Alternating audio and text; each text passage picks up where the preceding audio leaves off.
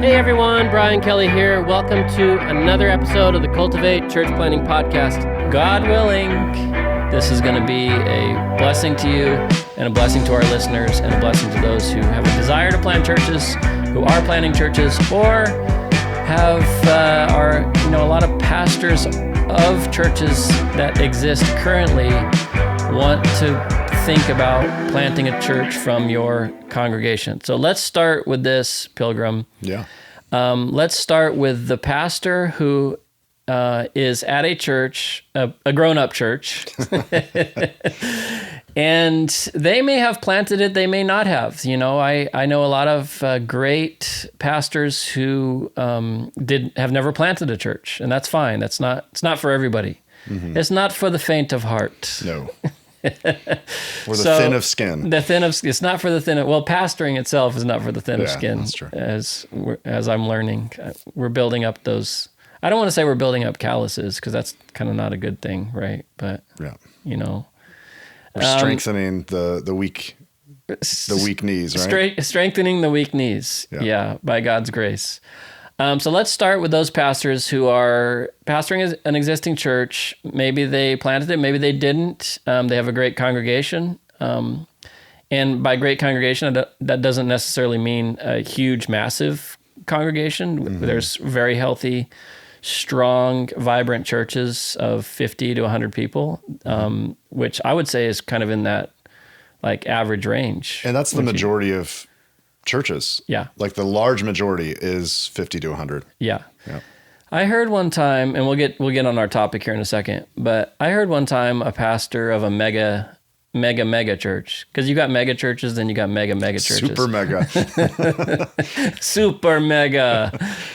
Say that if you're pastoring a church of 50 people, that you should close your church down and just join the mega church because you're not being as effective as those mega churches are being. So what would you say to that? I would say that reminds me of the Batman and Robin meme where Robin says something and Batman slaps him.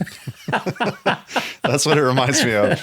I would say that's so you want to slap ridiculous. Him? Yeah, absolutely. The hardest church to pastor is 50 people. Yeah. Because, right, the standard percentage is 10% of the people, or 20% of the people do, 80 to 90% or 100% of the work. 100% of the work. So 50 people, we're looking at you and your wife and one other couple, and maybe that new guy. So, but everyone at that size still expects a men's ministry, right? A youth ministry, group, and it's like we can't. So you're just stretched. You're doing a bazillion jobs, and you're doing them.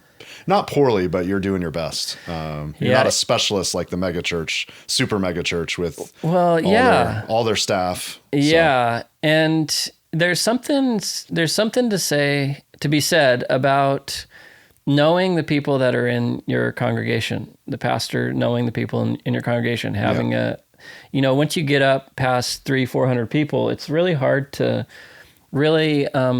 You have to be intentional, I should say, because there are big churches that do this well, about having pastoral care and connection with the people in the church. Right. Otherwise, it's just it's like an entertainment thing. It's like a Sunday morning, you come in, you have the band, the great band, you have the dynamic message, you have the props. You have a crowd. That doesn't mean you have a church. A crowd isn't a church. Yeah, right. That's what I'm trying to say. Yeah. There's an Instagram account, Pastors with Props. Have you ever seen it before? No, I've seen the preachers in sneakers. Yeah, so it's similar. It shows all the, the mega churches with all the props, like, full roller coaster on stage. Okay. And the car pulls up. The pastor rolls up in the roller coaster thing, and everybody's cheering, and the balance beam. Yeah, I've seen a lot of those. Yeah, it's kind of gimmicky. Yeah, some props are cool. Yeah. Have you ever used props before? I was trying to demonstrate that we've lost the gospel when we add a bunch of stuff to it. Yeah. So I brought, in Florida, we face hurricanes. So my mother-in-law I was just sitting in her house one day and I look over, she had this like huge mega flashlight, like an oversized flashlight with a radio, with like a can opener, with a TV. It's all in one with a handle. And I just brought that up. I'm like, this is what happens. Like this used to be a flashlight, and now it's anything but. And that's what we do to the gospel. So I think it can work on occasion. If that's all you are is the prop guy, then I think it replaces the power of the word. But yeah. So you've got the mega churches, and they say you should just join the mega church. But there's value. There's many parts of the body of Christ. There's value in the small churches for the gospel. And I would say this about church planting.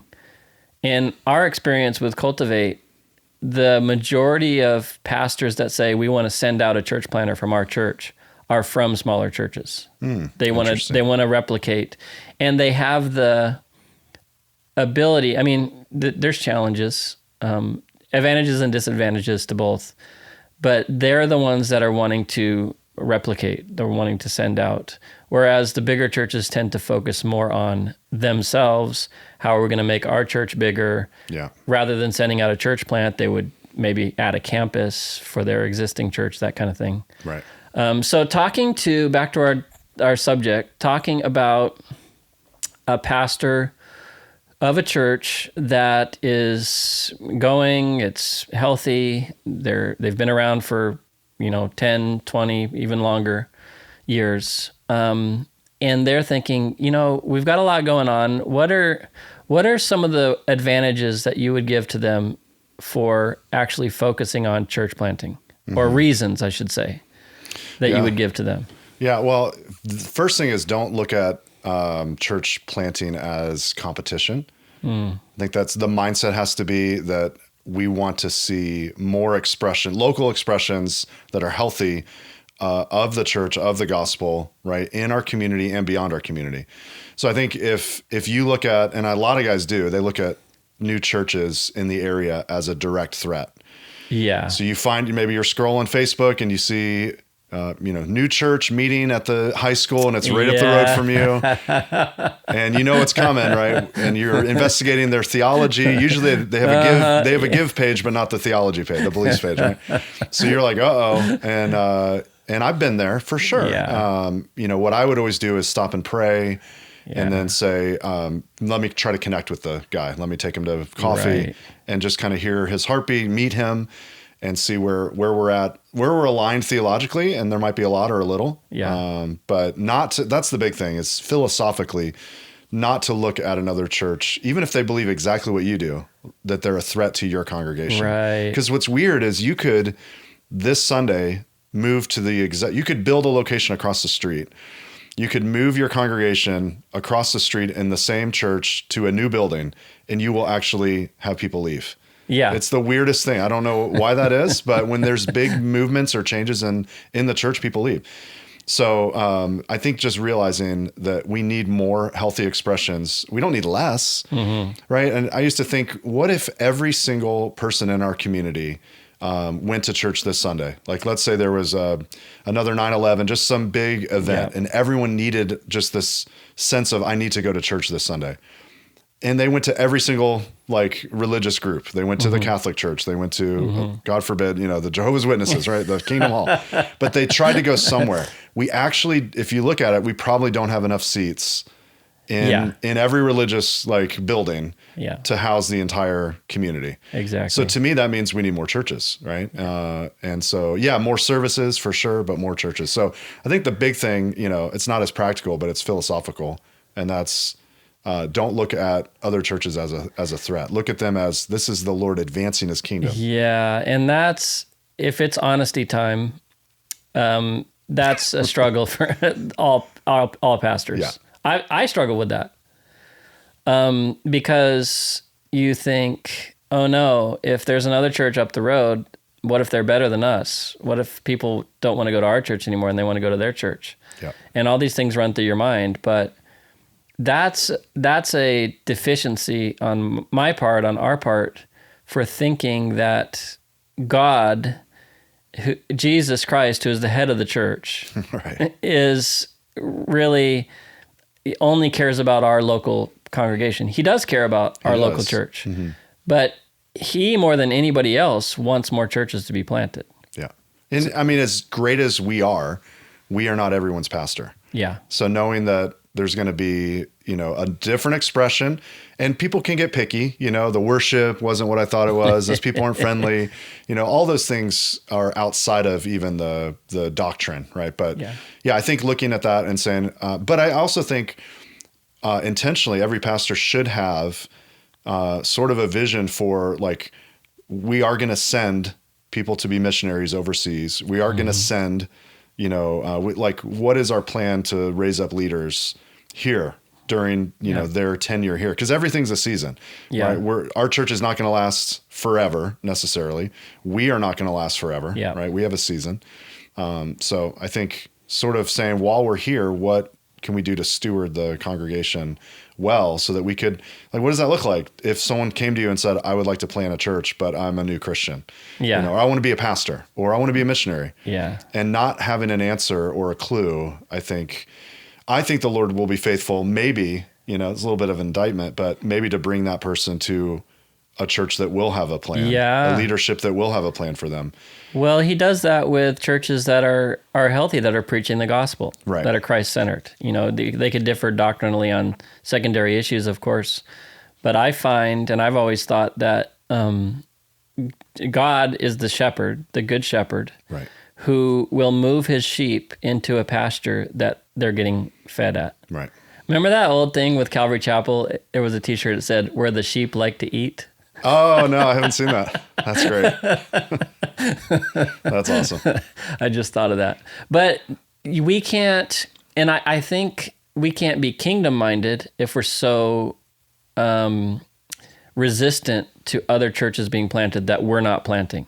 Like, we'd have this mindset, like, if it doesn't come from us, my denomination, my group, or my church, then it's not legitimate. It's not something that's of God, but it could be of God.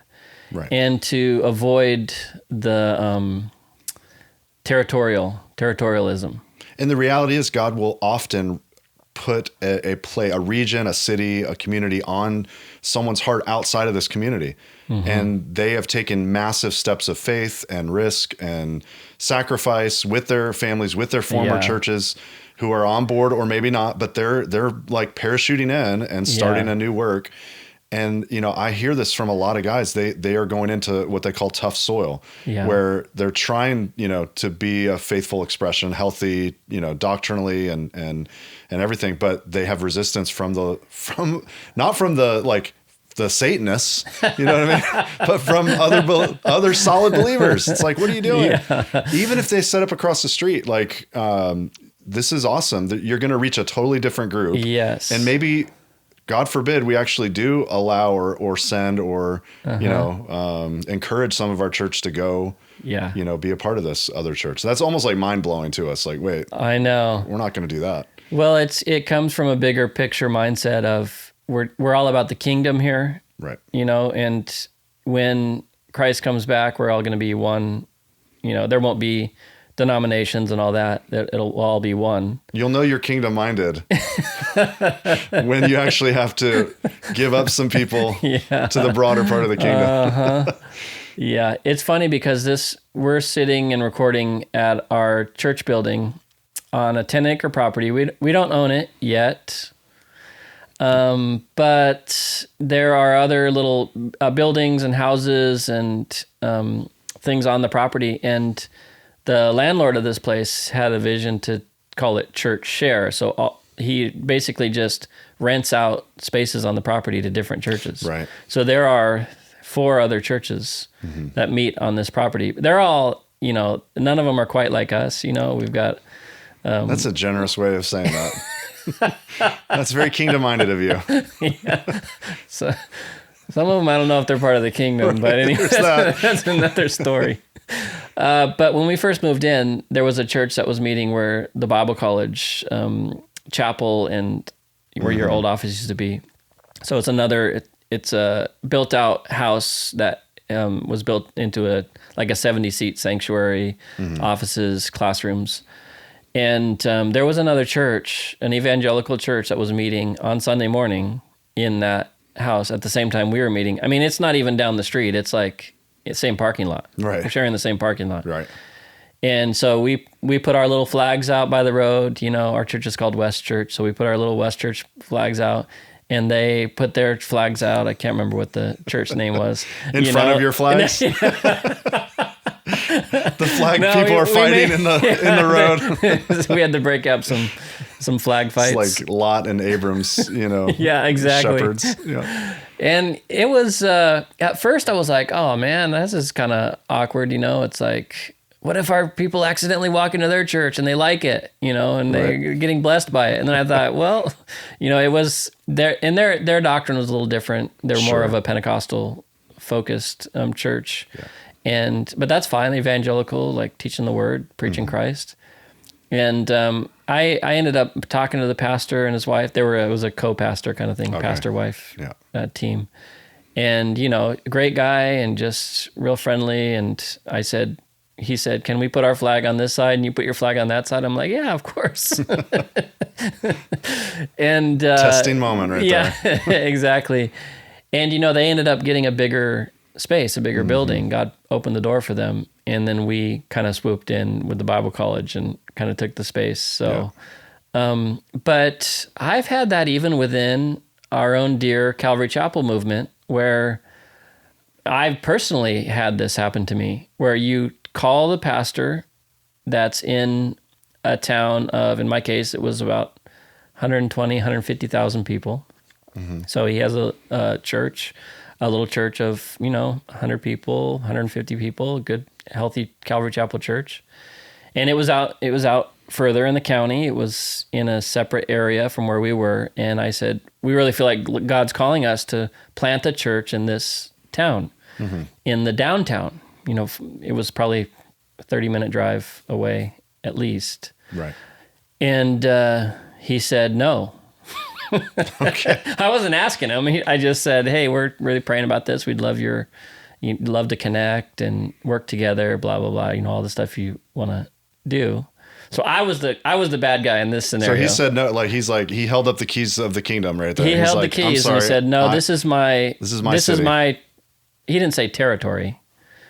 But he said... He couched it in terms like, we're already reaching this area. We're already reaching this area. You should go somewhere else. Did he suggest, you should go over to... He told me, he said, you guys were missionaries, right? I was like, yeah. He said, well, you're good at missions. You should go to Iraq and plant a church in Iraq. I'm not even joking. He told me I should go to Iraq. And you know how to get to Iraq? Iran. Is that a dad joke? Yeah. And I said, no, we just really feel called to the States now. We got some confirmations. And I was working at Maranatha Chapel with Pastor Ray Bentley, who, by the way, was an amazing example of working together with churches around his area. I mean, they were a bigger church, very large church, but very supportive of other churches right down the street, things like that. So and then he said, okay, well, there's another place that's really booming right now with the gospel. That's, I can't remember if it was North or South Dakota. It was one of the Dakotas. Okay. They're both the same anyway. No offense to those who are from either North or South. It's like people who say the Carolinas. The Carolinas, yeah. Yeah, the Dakotas. The Dakotas. So I should plant a church there. And I just was like, no, we really feel, we want to, I feel like we're going to reach a totally different group. It's in the city, it's compared to in the countryside, that sort of thing. Yeah. And so he didn't like that, and he had a problem with us being there from day one. So I don't want us to be like that. I don't want us to be. So that's the question was, why should you as a pastor be intentional about planting a church out of your church? Mm-hmm. And the number one reason I would say hesitancy you mentioned is for fear of it's competition. Mm-hmm. Like if I send a church plant to the other side of town, well, the people that live on the other side of town are going to go to that church, right? But that's okay. It is. It's a good thing. So there's this old parable of the banyan tree versus the banana tree. So the banyan tree here in Florida is a beautiful, massive tree. It's not like an oak tree. It's very unique. Kids love to climb in it, and it has these branches that extend out and go down and actually look like they're forming their own trees. So it sort of fakes you out like, oh, those are separate trees, but they're not. It's all the same root system. It's all one big tree. But the idea is that those branches cannot support themselves. They actually have to, like everything underneath, nothing can grow. There's no actual like grass that grows underneath. Everything in that whole area is to support the tree itself. And so some churches function that way, whether mega church or small, but the mindset is everything that we're doing is to hold up, right, the structure of this church. Yeah. So yeah, you can branch out and do something as long as it is under our whatever, under our jurisdiction, our vision, you know, or our authority. But they aren't the most healthy. You know, they're beautiful, but they're not the most healthy. And they don't like reproduce themselves as effective as they could. They basically just send out branches to support. But then the banana tree, right, is this small little, you know, fruit. And it barely even looks like a tree. It looks more like a plant. Yeah. But I think, you know, I'm not a botanist, but like every 3 to 6 months, it's shooting out like more banana trees, and they sprout up, and then, you know, this next tree does the next job. And so you have this cluster of like thick, dense fruit. And I don't know, there's like old examples of trees that have been like set up in the Middle East. They're still like alive today, the outside bark, but there's no growth on the inside. It's hollowed out. And I don't know, I just feel like, you know, our mindset should be both and. Like, we want to make disciples here, right? But we also want to, not just Jerusalem, not just Judea, Samaria, the ends of the earth. So whether that's mission overseas or, you know, church planting around the country. And my story was like, you know, I wasn't sure what the Lord was doing with us. And so I went to our leadership, and the offer was, hey, you can, you know, maybe don't do that. Don't do church planting. Maybe stay here and take over, you know, in 5-10 years. And we were so burdened and passionate to be obedient to the Lord and to go. And we went far enough away, like an hour away, that it wasn't any bit of competition. But then coming back and planting church number 2 was nearby. So I had to be very like careful. So yeah, I just would say in the practical sense, have some sort of plan to not just build up the banyan tree, you know, for the sake of the banyan tree, but to be kingdom minded and to have a plan to send people out and not be threatened by it. When the banyan tree dies, all those roots, branches, other separate trees that look like trees but aren't, are dead. Yep. When the banana tree dies, there's 100 more banana trees. Right. Exactly. This is wisdom. Yeah. This is like a parable. Yeah. The parables of Cultivate. So I would say that's right. The hesitancy comes from being afraid of competition. If I send out, then I'm going to lose. But I have found that the opposite is true. The opposite is true. Yeah. It's so healthy for a church to send out, to like even we had this motto back when I was at Calvary Chapel Kampala in East Africa. And we sent out a lot of church plants. And, you know, if you want a church plant to succeed, so here's the mentality. The pastor's thinking, okay, I'll send out a church planter. And then they're thinking, all right, who should it be? Who do I want to get rid of? who do I want to get rid of? Like, who's the problem person? Let's go encourage them. Let's get all the problem people in a corner. Yeah, and then they'll all get together. The Lord is leading you. It's a win-win. Yeah. But you know, if you really wanted that church to succeed, you're going to send the best person you can send. Yeah. And that's the hard part. Mm-hmm. So there's the fear, number one, the fear of competition, that it's going to drain the life out of your church if you plant another church, especially if it's close by. That's false. It's actually going to give life. 50 people, I've seen time and time again, like over decades, the 50 people are replaced with like 60. Like the Lord is faithful to, when you're pruning, right? Jesus gave us this example with sin, but like when you're being pruned, it's for growth. It's for growth, yeah. So same with releasing people and sending people. It's the laws of nature and the laws of church planting. Yeah, planting, yeah. And so number one would be fear of that competition. It's going to drain the life, but it won't. It'll actually bring new life. And the second thing is, I can't... So what we would call this is the objections to planting a church. Yeah. So number two, I would say is, I can't afford to lose my best guys to a church plant, because if you're looking at it strategically, you want to send the best. You want to send the best leader, visionary, teacher, worship leader, children's ministry person. Right. You want to send a team. Yeah. You know, so I can't afford to send those people because then what will I have? And that's where this conversation comes in, where God will always replace the person that goes out, even to an even greater extent. Right. You think that's true? Yeah, and I think that's the big reason why I love to see development happening in our church, in our churches, right? So that it's a pipeline of leaders. Yeah. And so when you think, okay, I'm sending my best guy, Yeah. who's his replacement? You know, Yeah. and I think if all of our ministry leaders started thinking that way, and we as leaders were encouraging them to think that way and resourcing them, you know, then we sort of have like, well, it could be this guy, and then after him, it could be him. So yeah, I think that's a great way of thinking about it. We did that. We did that here actually. So my brother, great worship leader, musician, was here, and we planted the church together. He was the worship leader, and I was the lead pastor and teacher. And there were others that came too, Josiah and all the rest of the team. Yeah, he had a great mustache. Yeah.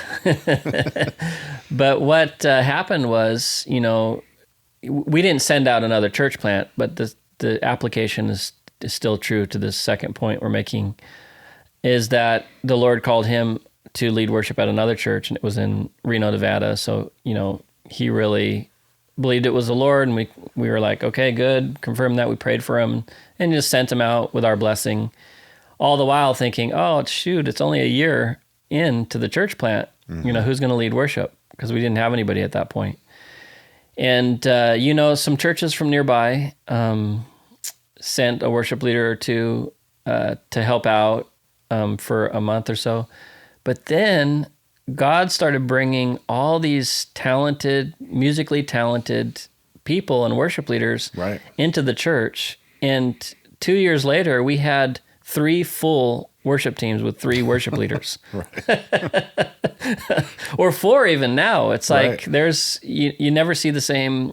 So Mike and Lucas are 2 guys that are co-worship leaders here at the church officially, but there's other people that are leading, that are taking that. So it's like pruning to remove something that even looks good. Because when you prune, I used to work in landscaping, so I know what I'm talking about. When you prune, you'll prune. My boss told me, chop that branch off. And I'd be like, that branch has leaves and flowers and fruit. And he said, chop that branch off, chop these other branches off, wait till next season and see what happens. Interesting. Yeah. And you chop some, not just the dead ones. Of course, you chop the dead ones off. Right. So that's what we think. Pruning, chop the dead ones. No, pruning is chopping the living ones for the purpose of growing into a even more healthy, more fruitful tree. Yeah. Wow. Yeah. Yeah, we have some Bible college students who've walked out on the property here, and they've taken some healthy branches around different plants. Again, I'm not a botanist, so I've never worked landscape at all. Yeah, I'm not a botanist either. I just did what I was told when I worked landscape. Yeah, I pushed the mower. Okay, yeah. But yeah, they've repurposed, and these plants are all over the dorms, like growing beautifully. So, you know, they're sort of removed from one area, still healthy, planted it in another area, and you know, beautifying another part of town. Dude, that's crazy. That's a better illustration, I think, is transplanting. Yeah. Of cutting they call it something. They call it they call it a cutting. Okay. It's a cutting. Yeah. So if you have a really nice plant, you can take a cutting and cultivate it. Yeah. I was going to say. It's all and it coming starts around to here. develop roots of its own. Yeah. Plant it, it grows into a beautiful plant that you've cut the clipping off. If my wife was here, she would just be able to talk more about this, but I love the picture of that because you're multiplying it rather than staying one overgrown bush. It becomes multiple plants that are beautiful. And I think, you know, our viewers, our listeners should think through for a minute, like, what is my legacy going to be? Is it going to be one really impressive plant right? Where you come and you take pictures of it and, oh, look how wide and strong and tall that is. Yeah. Or is our legacy, which it could be both. Yeah. But is our legacy more going to be, it's not something that, you stand around and gawk at, but look at all of look at this entire forest that's been planted, not just one singular tree. But here it always comes back to our sinful flesh, because it looks far less impressive to invite someone to a small or medium-sized church. Sure. And say, oh, but we planted other churches in Iraq and North Dakota and wherever you planted them. Right. Than to see a big, like, wow, look at this big, nice mega church. So it's almost like, and then you're not preaching to, 5,000 people on Sunday. You're preaching to 50 people on Sunday or 150 or whatever it is. And there's a tendency to want to hold not just the strategic leaders in the church, but to hold the congregation and try to grow our little kingdoms. Okay, number one is the fear of competition. Number two reasons that pastors aren't planting is because they don't want to lose. They know that it's going to take quality, key individuals to get a church started, and they don't want to lose them from their own church. Can we do a third one at the close of this? Yeah. What would you think? Reasons why people are not planted. I mean, we can always pause this part. I got one. Okay. I got one. It kind of goes along with the second one, but I would say money probably. I was going to say lack of resources. Lack of resources. Yeah. Yeah, we just don't have it in our budget to really focus on this. We're barely getting by paying the bills and paying if the pastor's on staff, if he's the only one getting paid, then or just lack of money, or lack of we only have that limiting belief. We only have 60 people. How could we plant a church? Yeah, that's a good one. If you're healthy, you reproduce. Yeah. So you can have 60 people and still be a faithful church planting church. Yeah. Yeah. Okay. So that's a good third one. Lack of resources. We just don't have the resources. To quote a well-known founder of Calvary Chapel, Pastor Chuck Smith, where God guides, God provides. Maybe the reason why you don't have the resources you think you need is because you're not willing to take that step of faith that God's calling you to take. You watch, and you've seen this, Pilgrim. I've seen this in my life. I've seen it in countless others.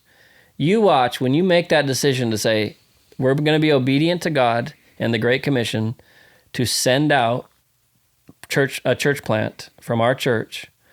We don't have the resources, but we're trusting God to provide. Do you think God's going to provide? Yeah, it's exciting to watch him do that. That's how he works. Yeah, you step out and then the net appears. That's how he works. Yeah.